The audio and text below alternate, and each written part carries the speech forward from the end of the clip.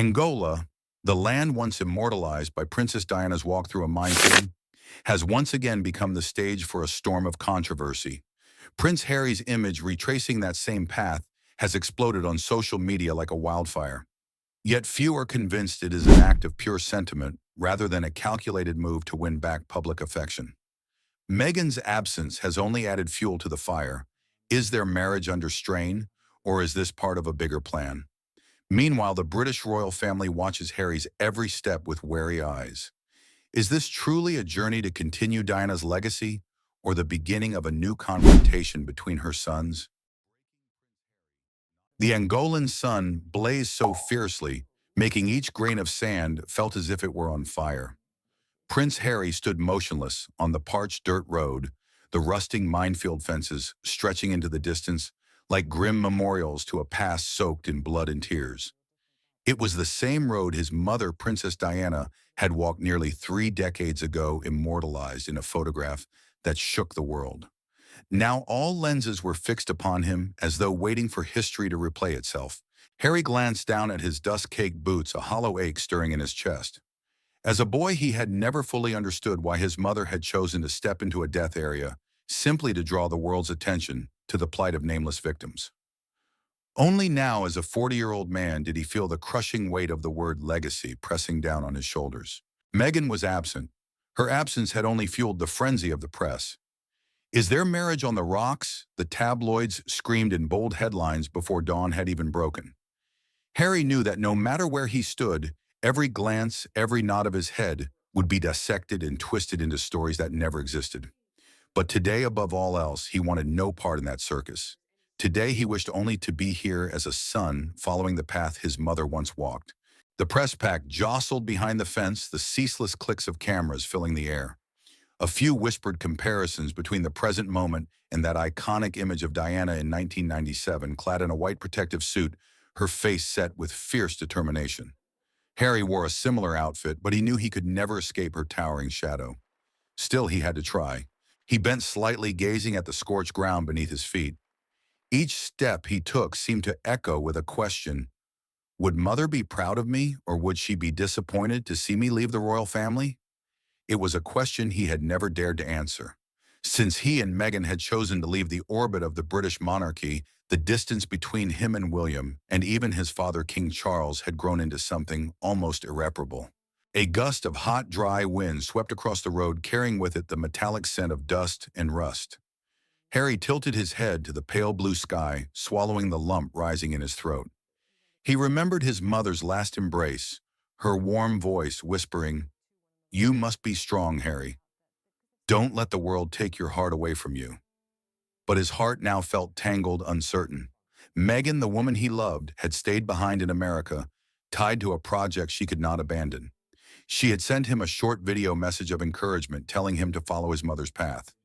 Yet her absence affected him heavily, leaving him feeling exposed, as though the whole world were questioning every step he took. A member of the security team approached, speaking softly. "Sir, we'll be moving to the Western Village in 10 minutes.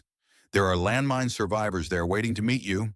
Harry nodded, his eyes lingering on a weathered sign that read, "Danger. Mines." He felt the fear of the children who had lost their limbs, their parents, their futures to this silent terror, the same fear his mother had once felt so deeply. His fists tightened. He would not let this visit become a staged piece of PR, no matter what people said.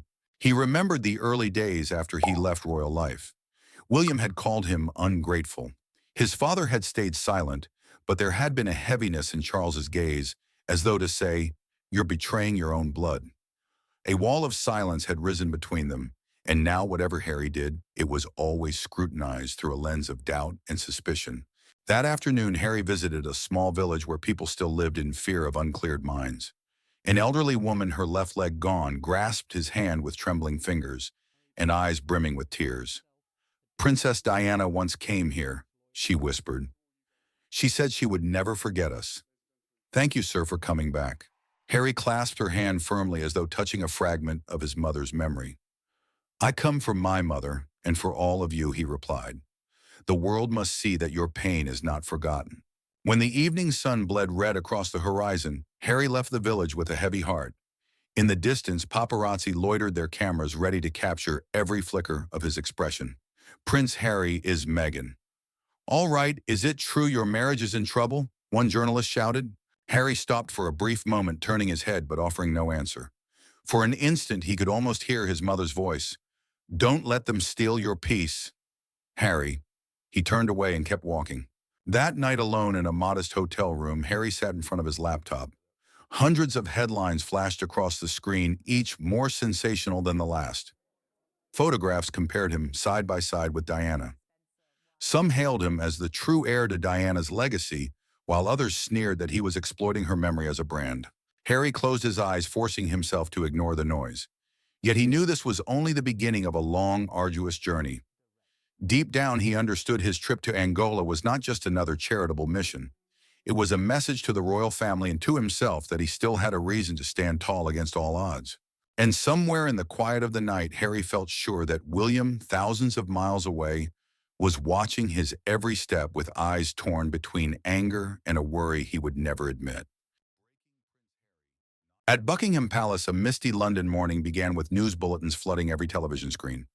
Images of Prince Harry striding across the scorched land of Angola flickered on the large screen in King Charles's study. The king sat in silence, one hand resting on his dark mahogany walking stick. His face betrayed no emotion, but there was a sadness in his eyes. No one in the room could tell what he was thinking. Was it pride that his younger son was carrying on Diana's legacy, or a quiet fear of the media storm brewing on the horizon? William sat opposite. He did not hide his suspicion. He's chosen yet another symbolic way to appear in front of the cameras, William said. I don't think this is merely an act of remembrance. Several royal advisors nodded gravely. One of them, his voice crisp and dry, added, the public is beginning to compare Harry with Princess Diana. Some papers even claim he deserves the people's heart more than anyone currently in the royal family. This is not favorable for the image of the Prince of Wales. A shiver ran down William's spine. He had never wanted to compete with his younger brother, but ever since Harry had turned his back on the royal institution, every move he made had become fodder for public dissection. He sighed heavily. I don't want this to become a battleground, he muttered, but he seems determined to provoke us. Another advisor, speaking with quiet calculation, interjected, if Harry continues to borrow Princess Diana's image, the public will see him as the only one truly worthy of her legacy. That is not good for the crown. King Charles raised a hand, silencing the room. He looked at the advisors with weary eyes. Diana is the mother of both William and Harry. No one has the right to claim her memory for themselves. But I do understand your concerns. The tension in the room lingered like a heavy fog. William clenched his fists under the table, as if memories of his mother and the fractured bond with his brother were scraping at his heart. Meanwhile, in Angola, Harry received the first trickle of headlines from the British press. Is Harry exploiting Princess Diana's image? The words blared across his phone screen, making his blood boil. He opened his laptop and read a lengthy editorial in one of the major newspapers. Prince Harry's trip to Angola is not merely an act of charity. Many sources suggest he is attempting to recreate Diana's legendary image to win back public sympathy after the controversies surrounding his memoir and his fractured relationship with the royal family. Harry slammed the laptop shut and sat in the dark, his jaw tight. He knew exactly where such rumors originated.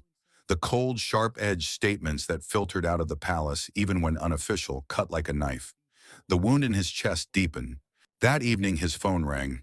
Meghan's face lit up the screen, her warm smile failing to mask the worry in her eyes. Are you all right, Harry? I've seen the news. Harry shook his head slowly. They say I'm exploiting my mother, as if I don't have the right to love her, to remember her. For a moment, Meghan was silent, her gaze steady. Then she spoke softly. They can say whatever they like, but they can't take away the truth. I know you're doing this out of love and respect for her. Harry's eyes were tired, shadowed with frustration.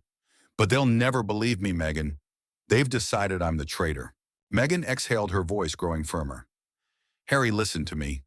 No one can replace Diana. And you don't need to. You are Harry, and that's enough. You're not doing this to prove anything to William or the royal family. You're doing it because you believe your mother's legacy is about helping those forgotten by the world. Harry closed his eyes, letting her words steady him, as if she were pulling him back from the spiral of doubt. But when the call ended, the hollow ache remained. He remembered the question a reporter had flung at him before he left for Angola. Do you think you're trying to become the next Princess Diana? The question still echoed in his mind like an open wound. Back in London, the royal meeting dragged on. When the advisors had all left the room, only William and King Charles remained. William broke the silence, his voice quieter now. Do you believe Harry is truly doing this for her, for our mother? Charles did not answer immediately. He gazed out of the window where the gray clouds drifted sluggishly over the palace gardens.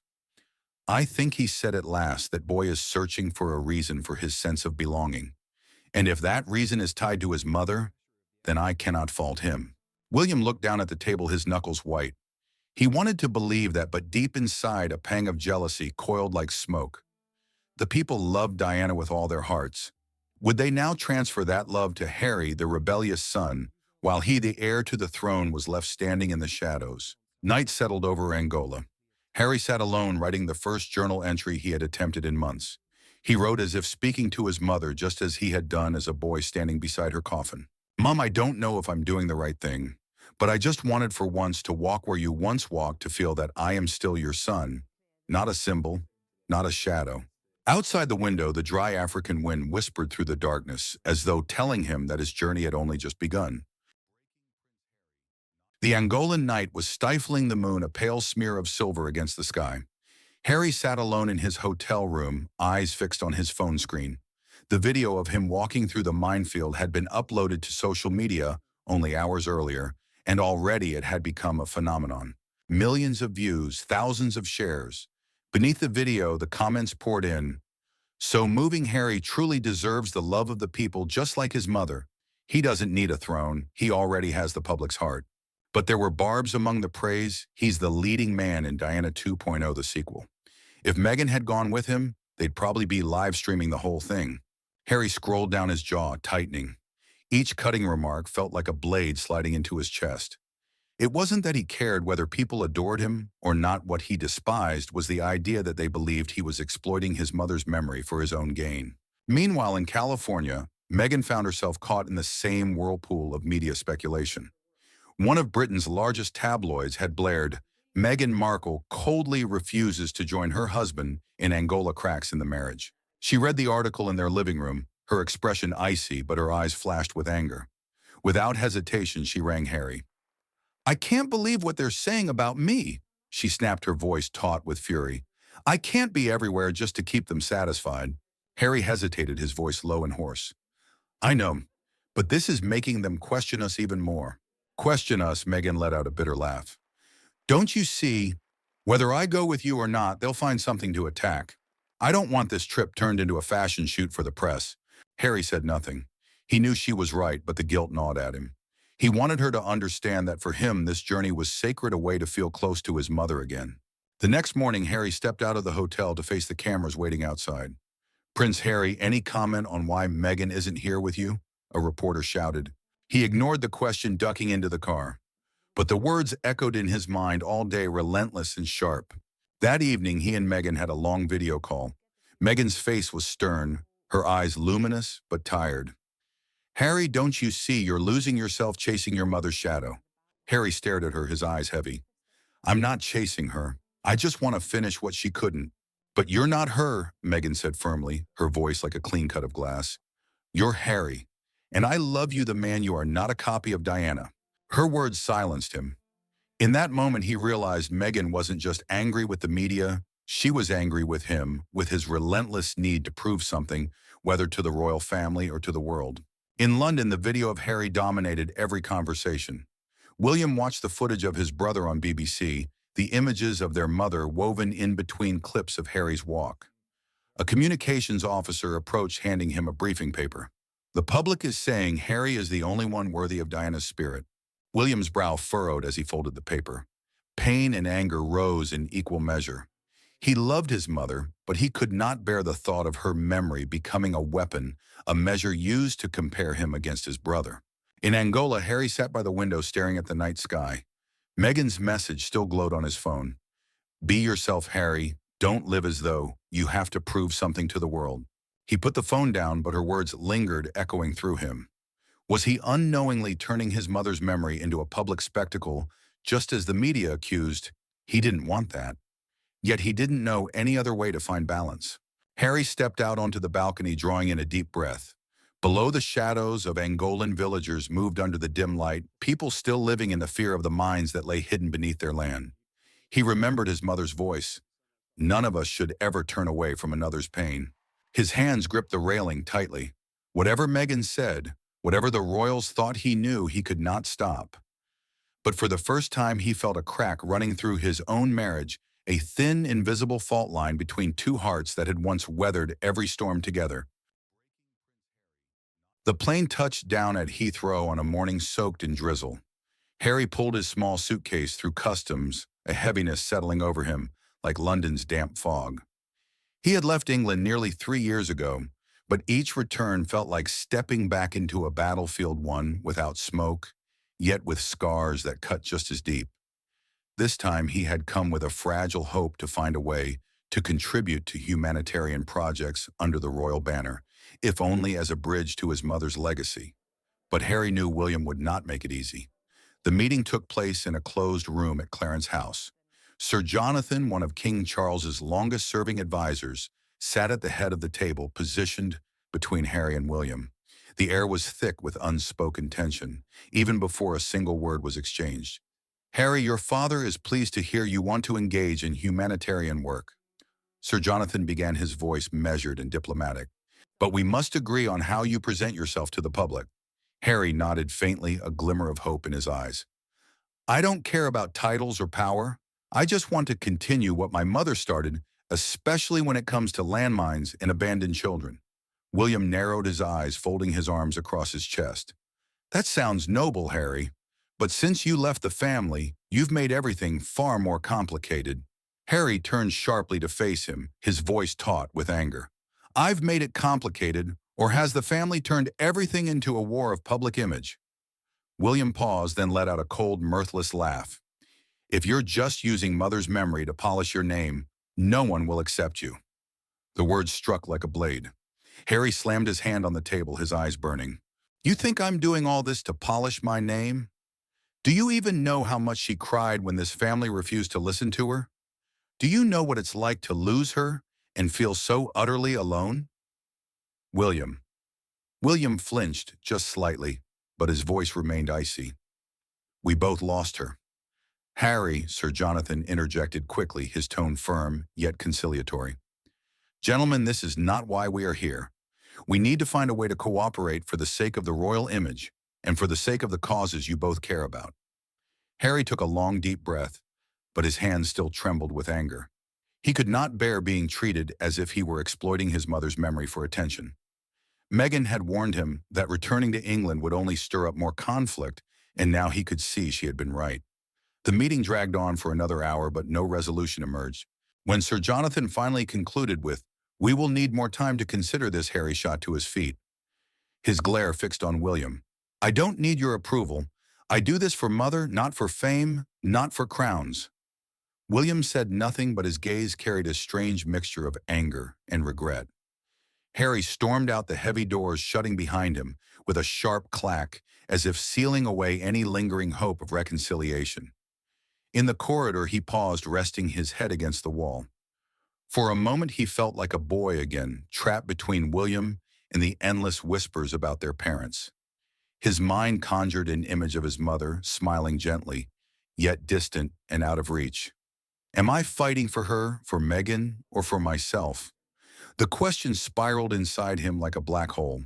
That night, Harry left the palace and slipped into a quiet pub on the outskirts of London, far from the paparazzi. He ordered a whiskey and sat alone in the dim corner. Meghan's message lit up his phone. "How are you? Did the meeting go well?" He didn't answer straight away. He couldn't bring himself to let her see the disappointment etched across his face. He took a sip, feeling the burn in his throat, while his heart remained frozen. Meanwhile, William stayed behind in the meeting room, staring at the empty chair opposite him. Sir Jonathan let out a weary sigh. "You know, Sir, Harry truly does want to do good." William closed his eyes, silent. He didn't doubt that. But between them now stood a wall built of suspicion, pride, and a past that had never been properly laid to rest. The morning sun in Angola burned with an almost surreal brilliance, pouring liquid gold over the rusted tin roofs of the small village. Harry stood in the middle of this forgotten place, watching children play under a sprawling tree. The smallest boy, no more than 7 or 8, hobbled along on crude wooden crutches, one leg gone from the knee down. Yet his thin face shone with a smile so radiant it was as if pain had never existed. The sight stopped Harry in his tracks. He crouched down beside the boy, his gaze softening as it fell on the empty space where a leg should have been. "Your leg, was it a result of a landmine?" Harry asked quietly, his voice catching. The boy nodded, still smiling. "But I can still run faster than some of the others." Harry let out a laugh, one filled with tears. In the boy's eyes, he saw a reflection of himself as a child, a boy who had lost his mother, yet somehow kept standing. The visit stretched for hours. Harry spoke with families, listening to their stories of loss and resilience. A young mother cradled her newborn, exhaustion shadowing her eyes. "We don't need much," she whispered, voice trembling. "Just a piece of land safe enough for our children to run." Harry looked around. Red flags marked patches of ground, silent warnings of mines that had yet to be cleared. His chest tightened as though gripped by an invisible hand. All the tense meetings in London, all the biting headlines, they seemed small and significant compared to the smile of a boy with one leg or the hope in the eyes of those who had lost so much. That night, sleep eluded him. Harry sat on the hotel balcony, staring at the faint scatter of lights across the poverty-stricken landscape. In his mind, his mother's voice echoed, "Happiness isn't in titles, Harry. It's in the hearts you touch." It struck him then Diana's legacy had never been about royal approval or the applause of the crowd. It was in the real smiles of those she helped, in the hope she breathed into forgotten lives. What she left behind was not an image to worship, but action, bold and compassionate action. The next morning, Harry gathered his small team in Angola. "I want to start an independent foundation," he said plainly. "It will focus on demining projects and support for Angola's children. No royal connection, no titles." One aide stared at him in shock. "But this will anger the royal family."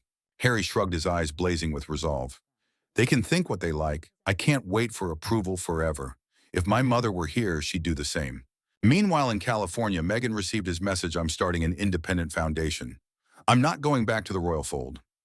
She stared at the screen for a long while before calling him. "Are you certain?" Meghan asked, her voice a mix of concern and quiet relief. "I've never been more certain," Harry replied. "I won't let suspicion or media battles dictate my future. I'm doing this for these children, for the people my mother cared for." Meghan smiled softly, though her eyes glistened. "Then I'll stand by you. But remember, you don't need to be Diana's son to be loved. You're Harry, and that's enough." The next day, Harry returned to the village, this time without the swarm of cameras. Kneeling beside the boy on crutches, he asked gently, "What do you wish for most?" "I want to play football like my friends." Harry nodded. "We'll make that happen. We'll clean this land so you and every child here can play without fear." That evening, Harry posted a short statement on his personal account. "A new foundation will be born, inspired by my mother's work to help Angola escape the shadow of mines and war. This isn't my legacy, nor the royal family's. This is humanity's compassion and resilience." Within hours, the announcement spread like wildfire. Many praised him for stepping away from titles to do the right thing. Others sneered. Another PR stunt. Is Harry trying to build his own empire now? Harry read it all, then smiled faintly. This time he had nothing to prove. As night fell, he wrote again to his mother. "Mum, I understand now. I don't need anyone's approval to carry your legacy forward. As long as I keep my heart like these children in Angola, I'll never be lost." The moonlight spilled across the page, gentle and unyielding. A new chapter of Harry's life had begun, not under the shadow of royalty, but in the light of hearts that dared to love. That morning, London lay beneath a veil of gray mist. Outside the Grand Hall in the city center, dozens of reporters and television cameras jostled for position lenses fixed on the tall wooden doors through which Prince Harry would soon appear. It was no royal event, no flags, no ancient ritual. Yet everyone knew this was a moment that would make headlines, Harry's first public step in launching an independent charity, one entirely separate from the British royal family. Harry emerged in a simple navy suit, Beside him, Meghan slipped her arm through his. There was nothing ostentatious about her appearance. No striking makeup, no elaborate gestures, just a quiet smile enough to make Harry feel the whole world was on their side. Inside, the front rows were filled with representatives from humanitarian organizations and international press. Harry walked to the podium, drawing a deep breath. In that brief pause, he felt his heart pounding like the beat of a drum. Today, he began his voice steady, yet charged with resolve. I do not stand here as a prince, nor as the son of Princess Diana.